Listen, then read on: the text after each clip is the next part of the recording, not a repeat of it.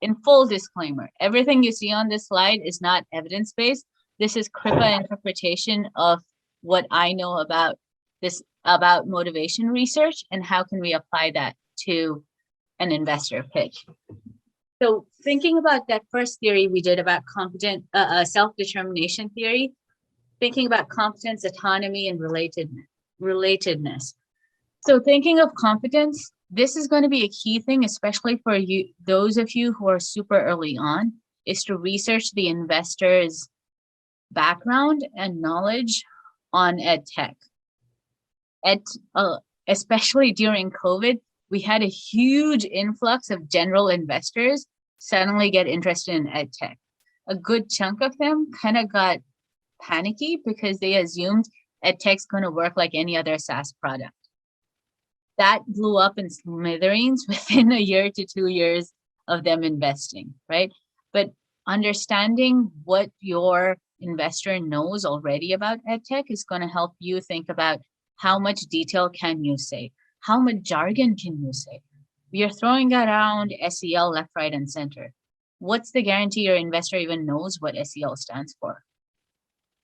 Right? So think about their motivation. When I'm applying this, I'm thinking about how do I get that investor engaged and motivated to listen to me, forget investing, right?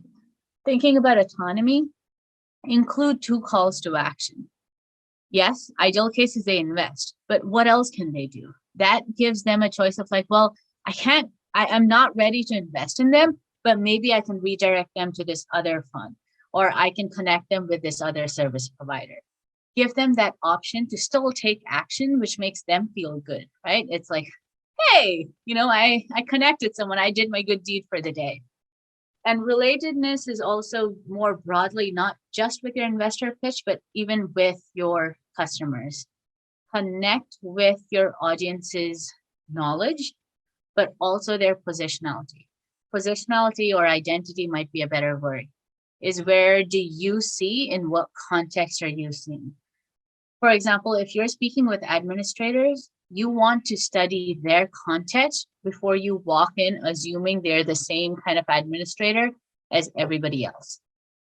For example, Frederick County Public Schools is heavily invested in the science of learning.